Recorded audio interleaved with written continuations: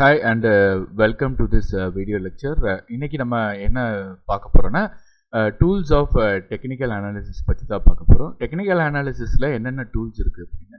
So ஜென்ரலாக நம்ம எல்லா டூல்ஸையும் பற்றி பார்க்க போகிறோமா அப்படின்னா கொஞ்சம் டூல்ஸ் பார்க்க போகிறோம்.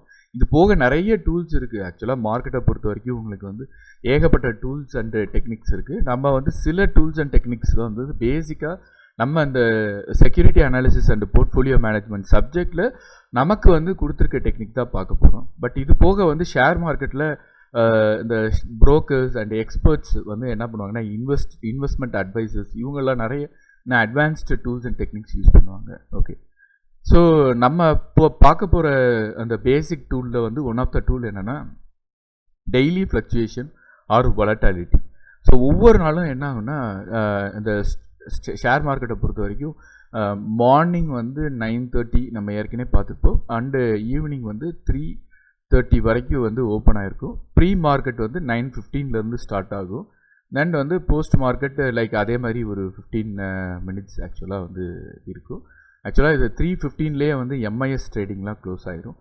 ஸோ இதெல்லாம் ஜென்ரல் இன்ஃபர்மேஷன். ஸோ இப்போ இந்த டைமிங்குள்ளே என்ன ஆகுனா இந்த ஸ்டாக் மார்க்கெட்டை பொறுத்த வரைக்கும் எவ்ரி 5 minutes அந்த சார்ட் என்ன ஆகுனா ப்ரைஸஸ் எவ்வளவு ட்ரேட் ஆகுது அப்படின்றது ட்ராக் பண்ணிக்கிட்டே இருக்கும். ஸோ ஒரு சார்ட் எப்படி ஷோ பண்ணுன்னா இது ஒரு கேண்டில் பேட்டர்ன் நம்ம அடுத்து பார்ப்போம். அதில் எவ்வளோ ஹையஸ்ட் ப்ரைஸு எவ்வளோ லோவஸ்ட் ப்ரைஸு எந்த ப்ரைஸில் ஓப்பன் ஆச்சு எந்த ப்ரைஸில் ஒரு அந்த ஸ்டாக் க்ளோஸ் ஆகுது. இப்போ இந்த ஒரு 5 minutesக்கு பேட்டர்ன் ஃபார்ம் ஆகும். ஸோ இந்த சார்ட்டை வச்சு நம்ம என்ன பண்ணலாம்னா இந்த டெய்லி ஃப்ளக்சுவேஷன்ஸை வச்சு எப்போ நம்ம என்ட்ரி ஆகுறது எப்போ எக்ஸிட் ஆகுறது இந்த ஷேரில் அப்படின்றத ட்ராக் பண்ணிக்கலாம். அடுத்தது floating stock and volume of trade. எவ்வளவு ஷேர்ஸ் அவைலபிளாக இருக்குது ட்ரேடுக்கு, எவ்வளோ வால்யூம் ஆக்சுவலாக ஸ்டாக் அந்த இதில் மார்க்கெட்டில் இருக்குது. இப்போ ஒரு எக்ஸாம்பிளுக்கு 1 lakh ஷேர்ஸ் நம்ம செகண்டரி மார்க்கெட் இப்போ இந்த ஸ்டாக் மார்க்கெட்டில் இருக்குது அப்படின்னா இப்போ 50,000 ஷேர்ஸ் கரண்ட்டாக ட்ரேட் பண்ணிகிட்ருக்காங்க அப்படின்னா இப்போ ஃப்ளோட்டிங் ஸ்டாக் அப்படின்றது 1 lakh, volume of trade 50,000 trade ஆகிட்டுருக்கு. இப்போ 50,000 இதை பை பண்ணிக்கிட்டு இருப்பாங்க இல்லை செல் பண்ணிகிட்டு இருப்பாங்க அப்படின்றது. இதை வச்சு நம்ம எவ்வளவு செல் ஆகுது பை ஆகுதுன்றதை வச்சு நம்ம என்ன பண்ணோம்னா ஒரு அனாலிசிஸ் பண்ணிக்கலாம். ஓகே, இது பையிங் ட்ரெண்டில் இருக்குது, இது செல்லிங் ட்ரெண்டில் இருக்குது. அடுத்து price trend and volume trend. Price ட்ரெண்டை பொறுத்த வரைக்கும் நிறைய ட்ரெண்டு ஃபார்மேஷன் இருக்குது. இப்படி பேட்டர்ன் வர்றது இதெல்லாம் வச்சு நம்ம கேல்குலேட் பண்ணலாம். இல்லைனா எவ்வளோ வால்யூம் ட்ரேட் ஆகுது அப்படின்றத வச்சும் நம்ம கேல்குலேட் பண்ணலாம். அடுத்து rate of change. Rate of change in price and volume. இப்போ ஒவ்வொரு நாளும் என்ன ஆகுனா இப்போ இன்றைக்கி ஒரு ஷேர் 200 rupees இருக்குது அப்படின்னா இப்போ நாளைக்கு அந்த ஷேர் 220 ஆகியிருக்கு அப்படின்னா அப்போ 10% இன்க்ரீஸ் ஆகிருக்கு அப்படின்னு சொல்லி ஸோ ப்ளஸ் 10% அப்படின்னு வரும். இதுதான் rate of change of price. இதே மாதிரி வால்யூம்லேயும் இப்போ இன்றைக்கி 100 வால்யூம் ட்ரேட் ஆகிருக்கு, நாளைக்கு 200 வால்யூம் ட்ரேட் ஆகுது அப்படின்னா 100% இன்க்ரீஸ் ஆகிருக்கு. ஸோ இந்த மாதிரி நமக்கு ரேட் ஆஃப் சேஞ்ச் இருக்குது. இப்போ இது நெகட்டிவ்லேயும் வரலாம். இப்போ இன்றைக்கி 200 இருக்குது, நாளைக்கு ஒரு 180 ஆகுது அப்படின்னா அகைன் மைனஸ் 10% அப்படின்ற மாதிரி நம்ம இதை இன்டர்பிரட் பண்ணிக்கணும். இது ஒரு buy and sell signal use பண்ணிகிட்ருக்கோம். ஓகே, ஸோ அடுத்த ஒரு tool Japanese candlestick model. நிறைய சார்ட்டிங் டெக்னிக் இருக்குது, நம்ம பின்னாடி பார்ப்போம். பட் இதில் பொறுத்த வரைக்கும் ஜாப்பனீஸ் கேண்டில் ஸ்டிக் மாடல் தான் ஃபேமஸாக நம்ம யூஸ் பண்ணுறது. ஸோ இப்போ நம்ம பார்க்குறதுல பார்த்தீங்கன்னா 2 டைப் ஆஃப் கேண்டில் ஸ்டிக்ஸ் இருக்குது. ஒன்று க்ரீன் கேண்டில். க்ரீன் கேண்டிலை பொறுத்த வரைக்கும் அதாவது இப்போ ஒரு ஸ்டாக் ஓப்பன் ஆகி இந்த ப்ரைஸில் ஓப்பன் ஆகுது, ஒரு 20 rupeesனு வச்சுக்கோங்களேன், இல்லை 200 rupeesனு வச்சுக்கிறோங்களே. அப்படியே என்ன ஆகுதுன்னா இது அப்படியே ப்ரைஸ் இன்க்ரீஸ் ஆகிக்கிட்டே வருது. ஸோ இன்க்ரீஸ் ஆகிக்கிட்டே ஹையஸ்ட் ப்ரைஸாக ஒரு 250 rupeesல போயிட்டு அண்டு திரும்ப அப்படியே லோ ப்ரைஸுக்கும் வருது, ஒரு 180 rupeesக்கு வருது, லோலையும் போகுது. தென் திரும்ப எப்படின்னா க்ளோஸ் ஆகுறது 220ல் க்ளோஸ் ஆகுது. ஓகே, ஒரு 1 day நம்ம எடுத்துக்கிறோம். 1 dayல இந்த மாதிரி நடக்குது. ஸோ அப்போ ஓப்பன் ஆகுறத விட க்ளோஸ் ஆகுற அந்த ரேட் கூட ஆகுது அப்படின்னா ப்ளஸில் இருக்குது, பாசிட்டிவில் இருக்குது அப்படின்னா இது புல்லிஷ் கேண்டில். ஓகே, இப்போ இதே இது நம்ம இந்த ஓப்பனிங் க்ளோசிங் பார்த்தோம்ல, இதே தான் ஓப்பன் ஆகி என்ன ஆகுனா அப்படியே வந்து 2 விக்கு ஃபார்ம் ஆகும். இதை வந்து மேலே இருக்கிறது விக்ஸ்ன்னு சொல்லுவாங்க, விக்ஸு ஷேடோ அப்படின்னு சொல்லுவாங்க. ஸோ இந்த இது வந்து மேலே இருக்கிறது ஹை, கீழே இருக்கிறது வந்து லோ. ஹை ப்ரைஸ் லோ ப்ரைஸை டச் பண்ணும். தென் டச் பண்ணிவிட்டு என்ன ஆகுனா, ஆனால் அந்த டைம் முடியும் போது, அந்த டே முடியும் போது, இப்போ 1 டேக்கு பார்க்குறோன்னா காலையில் அந்த 8:30க்கு ஆரம்பிச்சிச்சு, 9:30க்கு ஆரம்பிச்சிச்சுன்னா 350க்கு முடிகிற ப்ரைஸு, அதாவது ஓப்பனிங்கை விட க்ளோசிங் வந்து கீழே இருக்கும். இப்போ ஒரு எக்ஸாம்பிள் சொன்னோம்னா, இப்போ 200ல் ஆரம்பித்து 180ல் முடியுது அப்படின்னா, அப்போ நம்ம என்னென்னா -20ல் இருக்குது. ஸோ அப்போ மார்க்கெட் வந்து நெகட்டிவில் முடிகிறது வந்து bearish candle. Okay, so bullish candle, bearish candle பற்றி நம்ம இப்போ தெரிஞ்சிருப்போம். இப்போ இந்த இது வந்து நல்ல பாடி ஃபார்ம் ஆகிருக்கும், நல்ல டிஃப்ரென்ஸ் இருக்கும் 280 அப்படின்னு சொல்லி. ஸோ இந்த 2 கேண்டில் பார்த்தீங்கன்னா வந்து அதே 200.1 பைசை இந்த மாதிரி ஃபார்ம் ஆகிறது தான் வந்து இந்த மாதிரி கேண்டில். இந்த கேண்டிலை வந்து டோஜி அப்படின்னு சொல்லுவோம், டோஜி கேண்டில் ஸ்டிக் அப்படின்னு. ஸோ இப்போ இந்த ப்ரைஸிங் லெவல், ஓப்பன் லெவலும் க்ளோஸ் லெவலும் ரொம்ப பக்கத்துலேயே இருக்கும். ஸோ அப்படி இருக்கிற இந்த மாதிரி கேண்டில்ஸை என்ன சொல்லுவோம்னா, ஏன்னா இதுக்கு என்ன ரீசன், மெயின் ரீசன் என்ன அப்படின்னா வந்து பையர்ஸோட ஃபோர்ஸும் செல்லரோட ஃபோர்ஸும் ஈக்குவலாக இருக்குது. அதை தான் நம்ம வந்து இதில் சொல்ல வரோம். இங்கே பொறுத்த வரைக்கும் பையரோட ஃபோர்ஸ் அதிகமாக இருக்குது, இங்கே வந்து செல்லரோட ஃபோர்ஸ் அதிகமாக இருக்குது. ஸோ இதுதான் வந்து புல்லிஷ் கேண்டிலை ஃபார்ம் பண்ணுது, இது வந்து பியரிஷ் கேண்டிலை ஃபார்ம் பண்ணுது. 2 பேர் ஈக்குவலாக இருக்கும்போது இந்த மாதிரி டோஜி கேண்டில் ஃபார்ம் ஆகுது. ஸோ இதுதான் வந்து டெக்னிக்கல் அனாலிசிஸில் one of the technical analysis charting technique. Okay, இது ஒரு டூல்.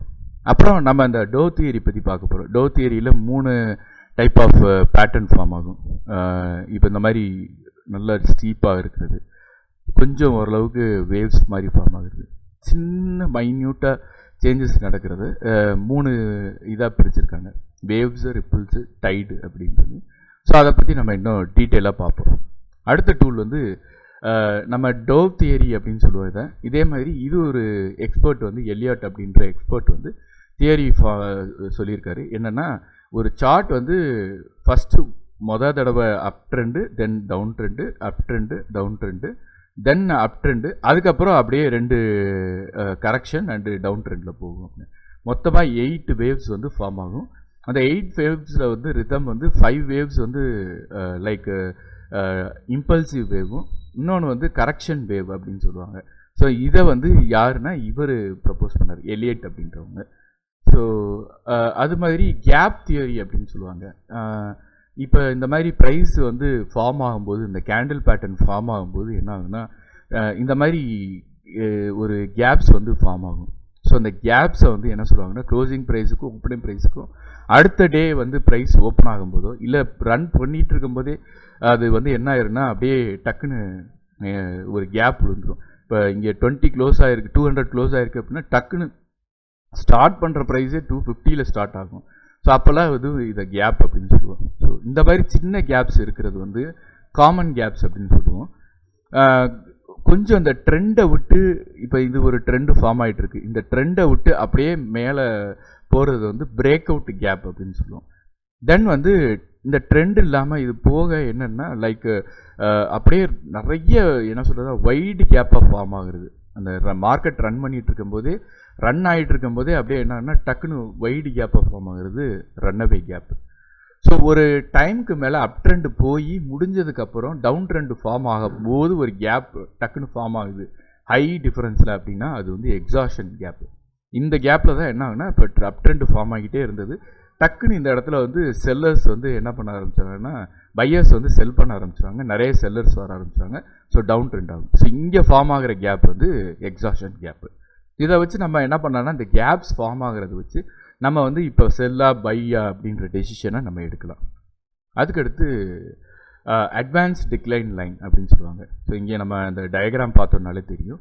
ஸோ இந்த மாதிரி ஒரு ஸ்டாக்கு வந்து அப்படியே அப் ட்ரெண்டில் போகிறது அட்வான்ஸ் லைன், இந்த மாதிரி டவுன் ட்ரெண்டில் வர்றது வந்து டிக்ளைன் லைன்.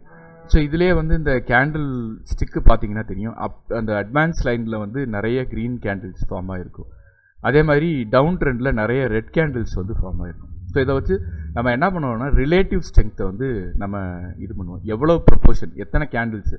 இப்போ எனக்கு 5 க்ரீன் கேண்டில் 2 ரெட் கேண்டில்னா 5:2 ஃபார்ம் ஆகுது. ஸோ அப்போ அது அட்வான்ஸ் லைன் அந்த மாதிரி. ஸோ இதை வச்சு நம்ம என்ன பண்ணுவோம்னா இதை வந்து ஒரு மார்க்கெட் இண்டிகேட்டராக யூஸ் பண்ணுவோம். இந்த கீழே வந்து பார்த்தீங்கன்னா ஒரு ஸ்மூத்திங் டெக்னிக் மாதிரி கொடுத்துருப்பாங்க.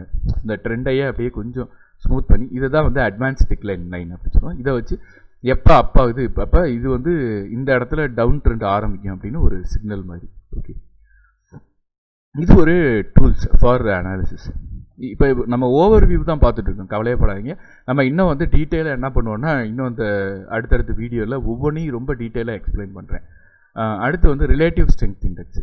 இப்போ நம்ம பார்த்தா அதே தான் ஆசிலேட்டர்ஸ்ன்னு சொல்லுவாங்க. ஆசிலேட்டர்னால் இப்படியே ஒரு ஆசிலேட்டர் அப்படின்றது இந்த பெண்டுலம்ன்றது ஒரு ஆசிலேட்டர். இப்படி போயிட்டே இருக்கும், இப்படியே ஆடிக்கிட்டே இருக்கும். அதே மாதிரி மார்க்கெட் ப்ரைஸ் இப்படியே மேலே போய்கிட்டே இப்படியே ஆடிக்கிட்டே இருக்கும்.